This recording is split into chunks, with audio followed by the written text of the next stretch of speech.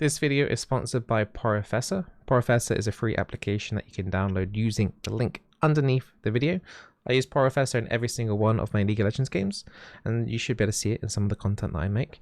This is what Professor looks like when you're out of game. You've got lots of different analytic data, bite-sized chunks that you can take. So just looking at my master account, got lots of bite-sized information, previous ranks in different seasons, what I'm good at, the green things. I'm on a hot streak apparently, won the last 4 games in a row. I'm a godlike Nami, but you know, I lose when I'm behind, and I have bad starts.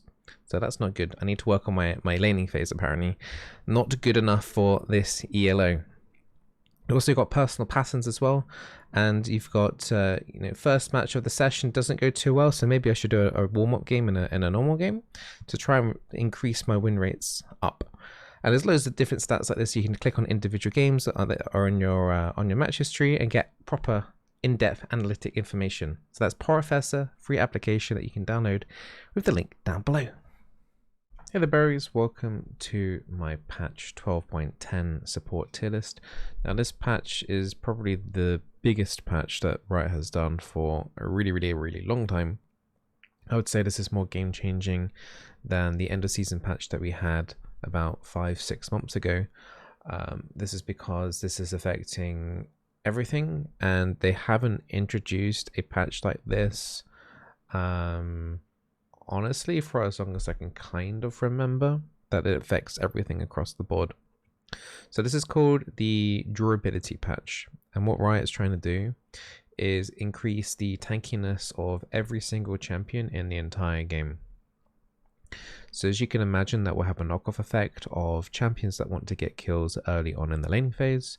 Assassins hopefully should be a bit weaker from this patch too. Overall, this is all theory crafting. Usually I get this pretty much down to 95% accuracy. There usually will be like one champion that will be wrong and one champion that might sneak through, so just do that, bear that in mind, as this is a big patch. But I'll go through my thought process and I'll explain why I think some champions are where they are. But to give you the little rundown, so base health across every single champion in the game is being increased. Health per level, armor per level, and magic resist per level is being increased as well. As you can see the numbers up there. So if you were unaware, like every time you level up, you get a little bit of extra armor for free. This basically just increases. So armor can affect things like, you know, the physical damage from champions. It also affects minion damage and turret damage, which you'll see later on the system adjustments. They're increasing the amount of damage that turrets do, and the reasoning behind that is because champions have more health and more armor. So it means that you're not going to be like tanking the turret like for 10 more years longer than you normally would be. So turret damage should still feel around about similar. Just to add on to this as well, even though the turret damage is being increased, they will still do the same damage to the minions. So helping your AD carry last hit should be exactly the same going into the next patch. Grievous Wounds is being nerfed to make up for the fact that all healing and shielding is being reduced. Now the shield's being reduced by 10%, that's not the huge amount. Healing is being reduced across the board by 10 to 28%. Now try to find the exact numbers on what is being reduced in terms of support, in terms of the actual healing amount. I couldn't really find specific values anywhere, but expect, you know, things like Soraka heal to go down, Sona heal to go down, Nami heal to go down. Also some items are being nerfed as well, like Moonstone is being slightly nerfed. And things like that. So items and the grievous wounds on all items are being reduced. Also, I'm assuming haven't found confirmation on that. I'm assuming ignite grievous is going down from 60 to 50% as well. Now 50% being like the highest amount. I think chem tech and stuff is still going to be super important. For my research and things like that, I kind of like, you know, some people get their tier lists out super early. There's a specific company that likes to churn out tier lists as well, and I actually disagree with a lot of things that they actually were saying in regards to support. They started off saying, well, the support role is like, you know, there's a lot of healing and shielding going on, so we're a bit unsure of where the support meta is going to be. And then they started saying things like Moonstone and things like that won't be as good, and then the Chemtech won't be as good. But no, you're gonna need the Chemtech still for champions that heal. Okay, I feel like healing is still gonna be high. It's just not gonna be giga high. So I think healing overall on the champions and things like Death Stance and stuff, yes, they're getting nerfed, but they're still going to be there. The fights are still going to be longer. So in theory, the healing amount should be roughly the same anyway. So you will need to mitigate those.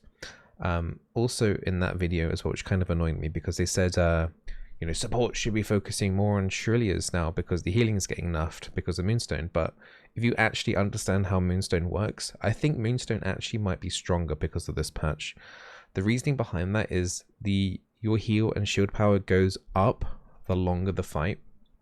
So how Moonstone works is if you're in champion combat, you get like stacks of Moonstone up to 5, and the longer you maintain that 5, the more healing that you get through.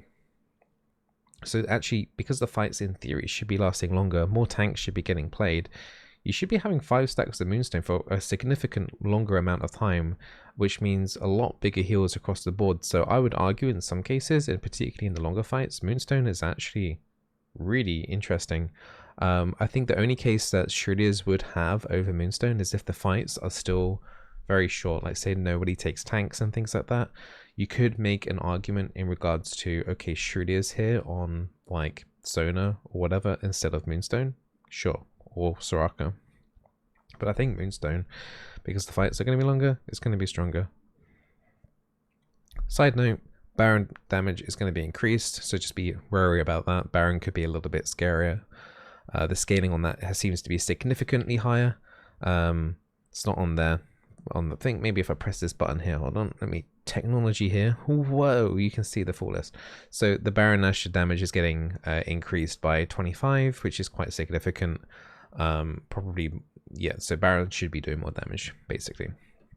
But let's just jump straight into the tier list. If I find it, there we go. This is the tier list. Spent a long time thinking and doing things here. The tier 5 and the tier 4 is pretty much the same. You could maybe make an argument in regards to like the Swain, potentially, like the fight is lasting a little bit longer. If you go like a Leandry's build, could be quite interesting. Swain could potentially be tier 3. But honestly, everything else there, generally quite bursty champions. Like the Pike there, for example, should suffer. He'll have a more difficult time getting off his ultimate and things like that. So yeah, those champions I generally don't want you to focus on. And as always, this tier list is largely focused to people that are unranked to around about mid-plat. Once you're mid-plat plus, you should be knowing what to play kind of by now. If you haven't been paying attention to what the meta is and you're mid-plat plus, then your awareness skills probably need to be slightly improved. But let's move up into tier 3 when we get to some more interesting kind of things that have moved around. So Lux has been moved down from tier 2 to tier 3. Kind of the same gist of things of how burst E-type champions, especially early, won't get as much impact in the laning phase. There should be more windows of opportunity for the enemy to recall essentially as well. So Lux goes down a bit. From tier 2, I believe it was, to tier 3. Nautilus has gone down from tier 2 to tier 3. Once again, you know, kind of a bursty pick. If you grab a target, the chances that they're going to be able to get away are increased now. Not too much else movement there in terms of the tier 3, in terms of champions coming into tier 3. I think there's a couple that have moved up from tier 3 to tier 2 that we can talk about. But yeah, generally, once again, if you look at the tier 3, it's either champions that are looking to win laning phase early. So like the Karma, for example, will be suffering slightly from this since her late game team fight isn't that great. Xerath as well, kind of like a bursty champion, not much anti-tank kind of stats to benefit you throughout the game. But you know, the champions are okay. They're just okay tier right now. The Rammus tier, we should probably call it. Okay. Moving up to tier 2, we did move down Blitzcrank from tier 1 to tier 2. Once again, the same with the Nautilus. I feel like, you know, if you're going to get a grab here, the odds still of your target getting away, you know, has increased. So his win rate should, in theory, fall slightly because of that. Still think he's going to be, like, really good. I will say that I don't think I put any tanks in tier 1, even though the tank stats have gone up. I think that enchanters are still going to be pretty strong this patch. But the Leona did get moved up from tier 3 to tier 2. She is getting bonus resistances naturally now for extra armor, extra magic resistance per level, which will increase her W value, which scale off both armor and magic resistance. So she's got a lot stronger there too. We're expecting to see more picks like Vayne and maybe even like Cogmore, kind of hyper carries. So Lulu has gone from tier 3 to tier 2. So has the Yuumi actually as well. She's gone up from tier 3 to tier 2 because the laning phase isn't as brutal. You should have the opportunity to move to someone else if your AD carry is not good enough. You'll have more opportunities to do that in theory. So yeah, Yumi's been pushed up from tier 3 to tier 2. Zilean as well, I think I pushed up from tier 3 to tier 2 as well. I feel like he's going to have more cases or situations where his ultimate is going to be really powerful in those later game team fights. So once again, he can still work with those hyper carries like the Vayne and things like that. So in theory, more value there with the Zilean ulti. So yeah, there's a lot of champions I wouldn't usually recommend, like the Yuumi and the Lulu, just because they are reliant on your AD carry.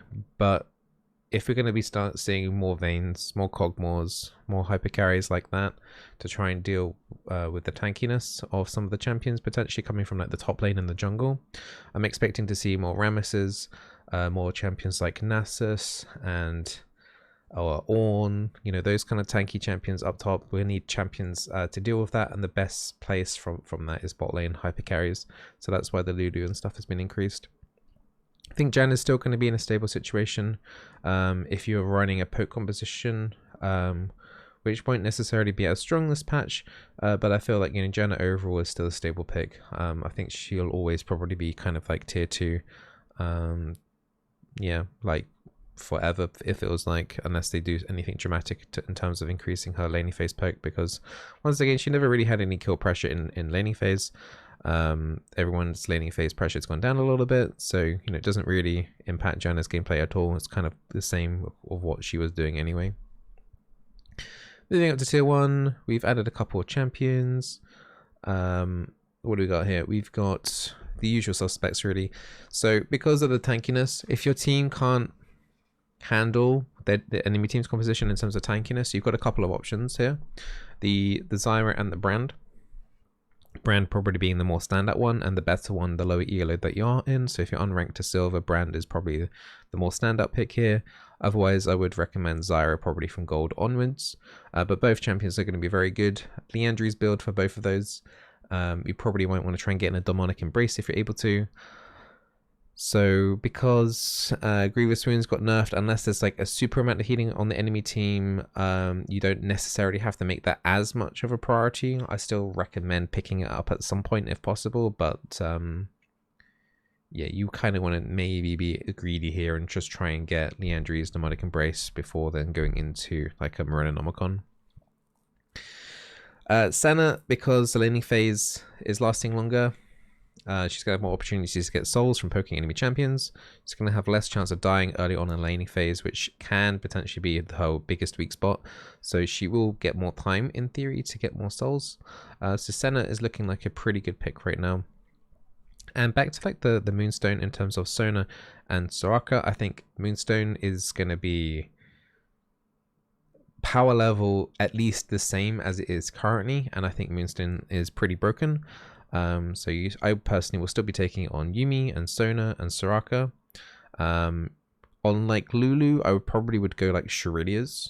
I usually go Shurilias with hyper carries because it gives them the extra mobility that they need in team fights. They kind of dodge those skill shots, and they're going to be like usually sprinting forward anyway or sprinting away.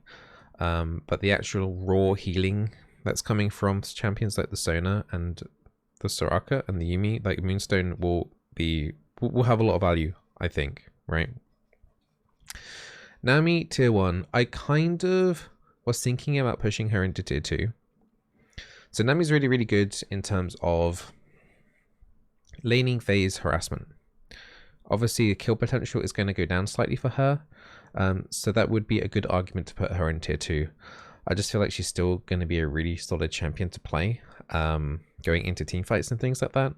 Her E is still going to give a lot of value. W bounce is still going to be really, really good. You're going to get more bounces. You're going to be giving more movement speed with your passive to people. I would still go Imperial Mandate. Yeah, I think she's still going to be overall pretty damn good. She might be the weakest person here now, potentially in tier 1. I will say that. I was considering putting her in tier 2. So, you know, if you wanted to choose like the weakest person here in tier 1 for some reason, like Nami would probably be there. But I think she's still going to be pretty damn good. So that is my expectations for this tankiness patch.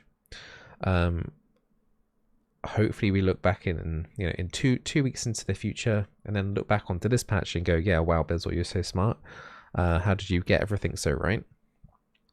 There's bound to be 1 or 2 things here that might slip through and come through higher up, and we'll make amendments to the next tier list if so.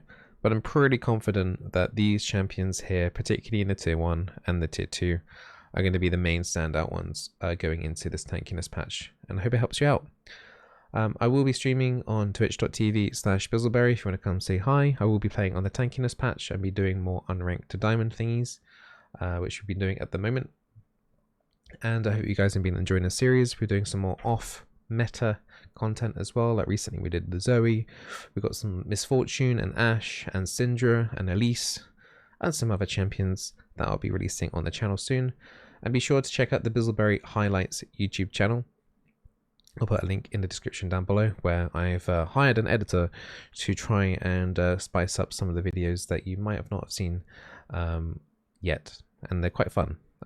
Particularly there's a Yumi one that I'm looking forward to that's coming out. We actually make Yumi entertaining, huh? That doesn't sound enticing, then I don't know what will. Right, I hope you guys enjoy the rest of your day. Good luck on the patch, and see you for another video real soon. Subscribe. Okay, do it.